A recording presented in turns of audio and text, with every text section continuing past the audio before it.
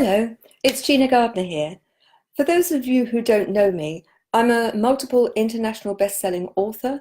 I'm an empowerment and relationship coach, and I work strategically with businesses, helping them get the best out of their people in order to be more profitable and to have better work-life balance. I have a huge mission, and that mission is to positively impact on 1 million people within the next 5 years. There are so many people who are unhappy, frustrated, lonely, and I believe that we all have a part to play. One of the things that I'm doing through these Facebook Lives, a 30-day challenge, one every day for 30 days, this is number 8, is to ask people to help me, not only by providing me with themes, things that they'd like covered in these sessions, but also if you enjoy the broadcast, then please pass it on, please share it. But I'd love to know what you think. And today's theme is about achieving greater happiness and contentment. And this was raised by one of the listeners on an earlier broadcast. And I'm covering the themes that people bring up. And so please make sure I've got plenty of themes for the next few days. Happiness, what is it? Is it something that we achieve fleetingly, or something that is a state that we can live in quite a lot of the time? They did some research and they discovered that people living in Africa who have very little in the way of material things, in the study group, that the people in Africa who were living pretty much around subsistence level, certainly didn't have decent plumbing, when compared with people within the Western world, actually they scored happier on the psychological testing, which determined your happiness rating. And it's a very interesting concept. Why is it that those people who had no trappings of success, as many people in the West would measure, were actually consistently happier? And I would suggest to you that there are a number of reasons for that, and I think there's a lot that we can learn. And I think the first thing is that when you actually looked at the people and the way they spoke about themselves and their lives, they were confident in who they were. They weren't consistently comparing themselves with other people and finding themselves wanting.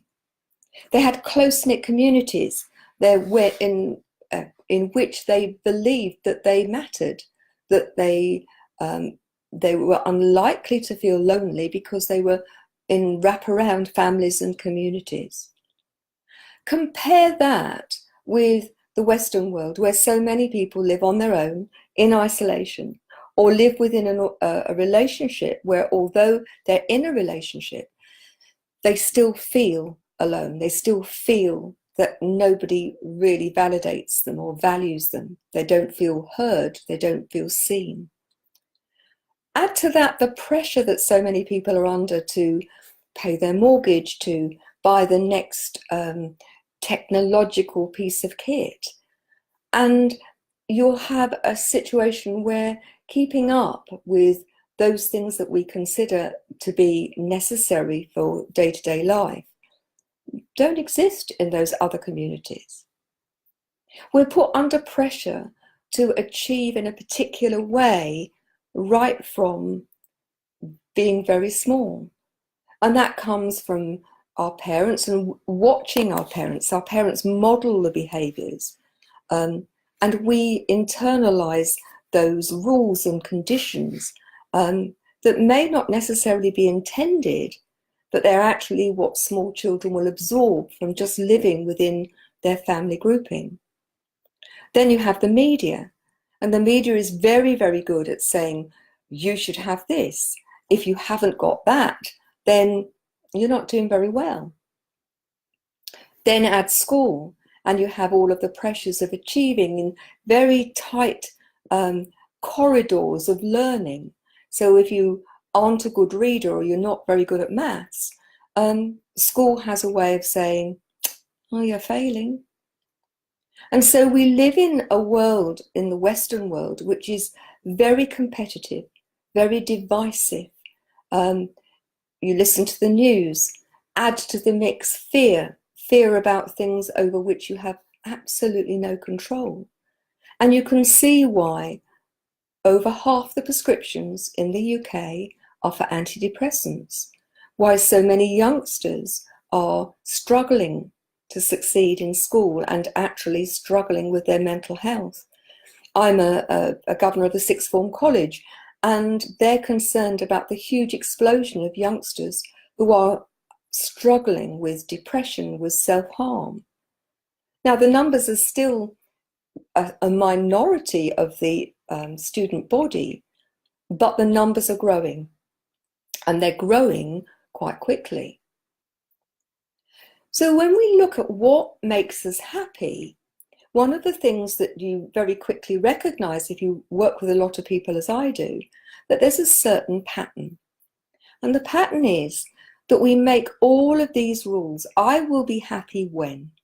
I call it the I'll be happy when syndrome. I'll be happy when I've got the promotion, when I've got the house I want, when I've got the perfect partner who doesn't nag, when my children tidy their bedroom without being told to, when I have a bank balance that's this big, when I've got a waistline that's this big. And we add and add and add to all of the criteria that need to be in place until we're prepared to feel happy. The problem with that is that what we tend to do, as soon as we've actually achieved those conditions, we add more. So I'll only be happy when I've got this and this and this and this and this. Now, there's a different way of doing that.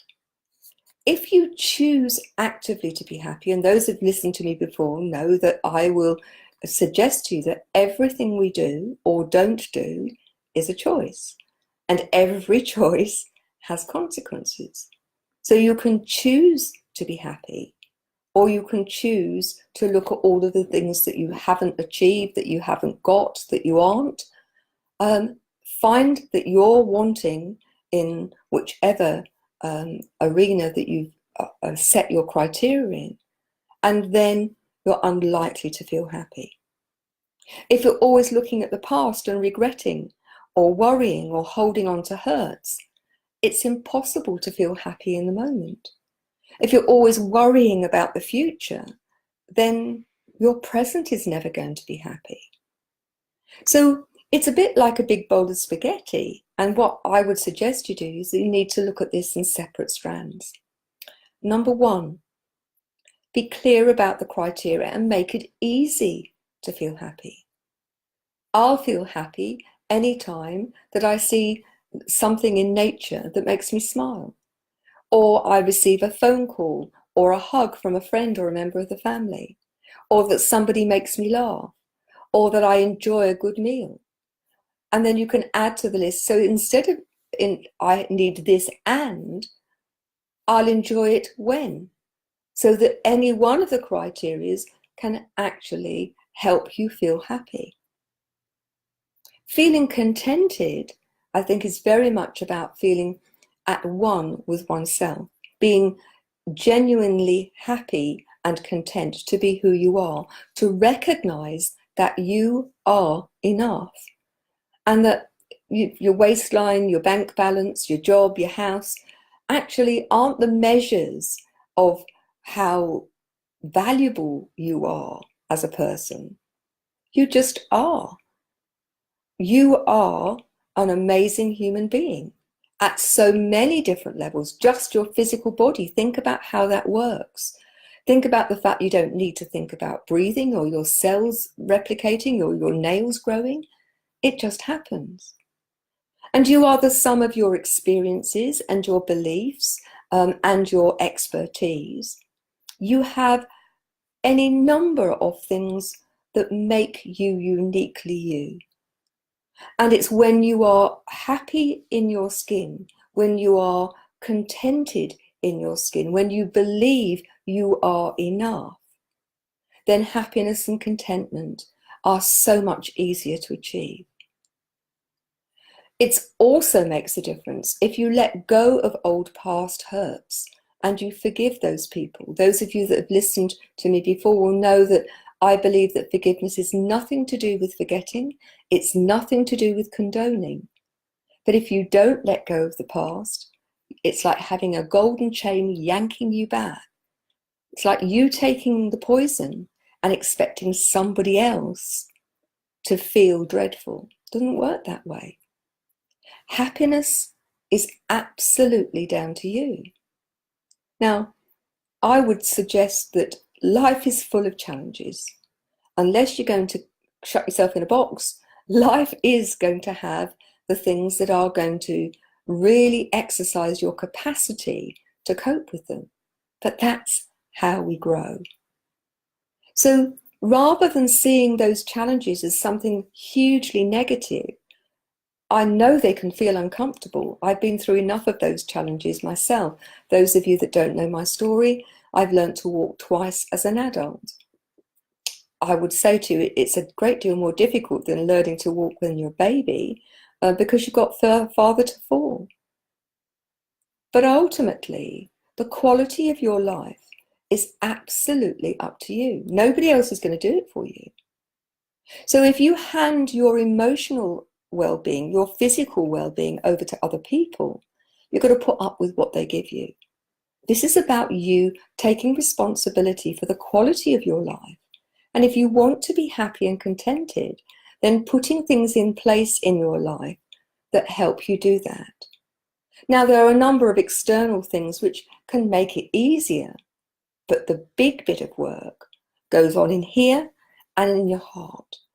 It's soul work, it's spiritual development, it's actually recognizing that you aren't broken, that you don't need fixing, that you are enough, that you are an amazing human being, and it's your choice how to live your life.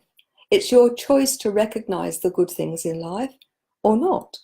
It's your choice whether or not you want to look at all of the things that you lack and all of the things that are going wrong, or whether you want to balance that out by also appreciating all of the things that are going right and all of the things that you do have.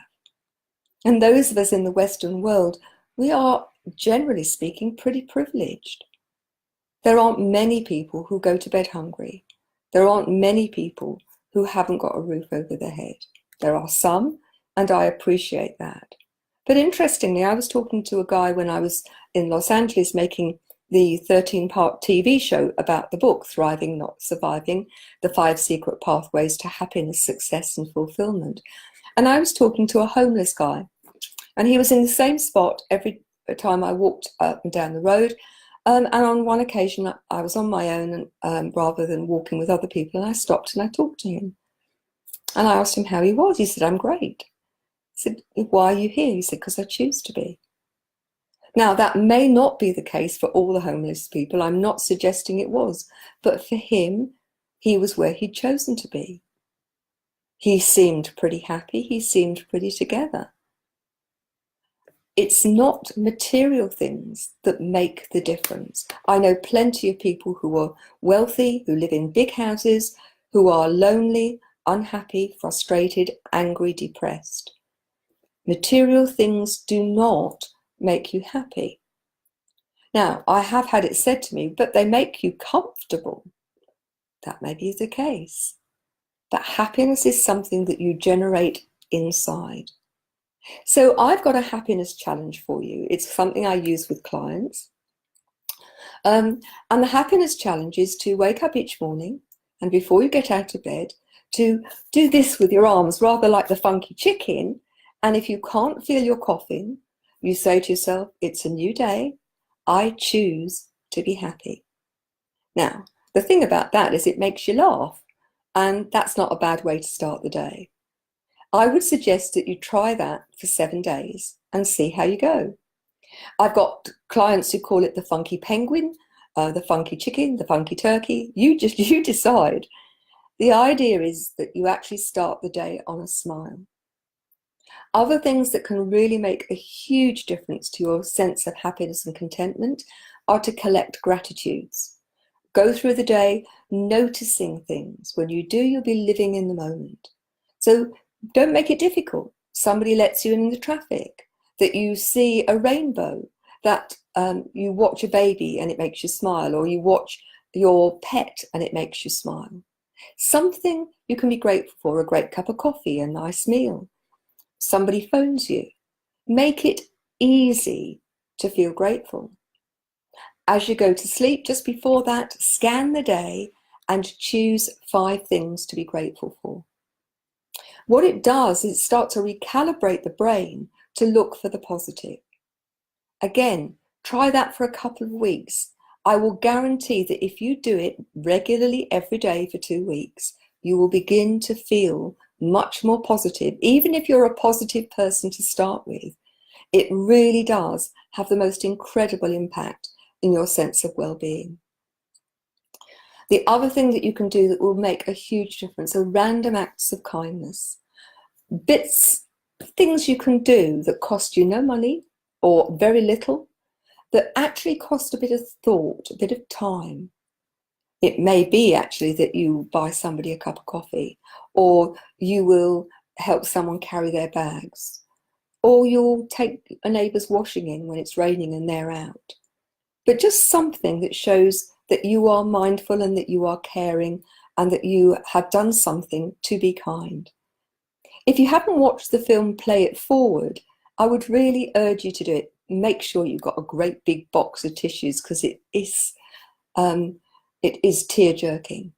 But the principle of playing it forward is hugely powerful.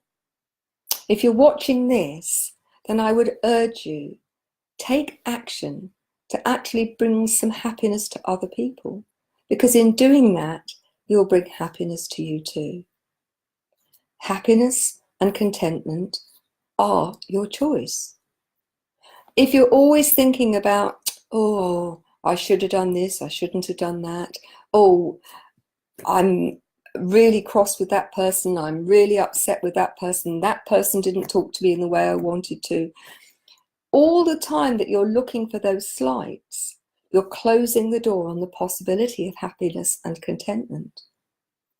Now, if you really want to live a positive and happy life, one of the things that can help would be to have people around you who are like-minded, who also want to find the good things in life, who want to be happy and contented. And I'd suggest, if that's the case, come and join us in the Thrive Tribe. You could try it for $1, just for a month, and see whether it suits you. There's lots of resources. There's a very structured program of personal development which looks at all of these things in much more detail. But there's a Facebook group where you can actually engage and talk with people who, like you, want to live a more fulfilling life. And to be fulfilled, you need to be happy and contented. Does that mean you're not striving for things to be even better? No, it doesn't. If you're being genuinely who you are, if you're being the powerful version of you, then you want life to be even better, not only for you, but for people around you, and through them to the wider community. And that's one of the reasons why I've started this Thriving, Not Surviving movement, because I know so many people are just barely surviving. They're not happy, they're not contented, they are suffering from all sorts of negative beliefs about themselves, limiting beliefs which keep them stuck. And it doesn't have to be that way. This is not about being perfect. None of us are perfect. It's our very flaws that actually make us human. We are going through a lifetime's journey, which is about learning to be the best we can be. And that isn't going to happen without making mistakes, without doing things that we regret. But that's where we learn. That's when we actually grow and we can find a different way of being. So I would really urge you, choose to be happy, choose to be contented. Work on the belief that you are enough. And if you need some help, let me know. If there are themes that are really exercising your capacity to feel happy and contented, let me know what they are, and I'll provide some help. Please let other people know that this is going on, share it with them, and help me help other people.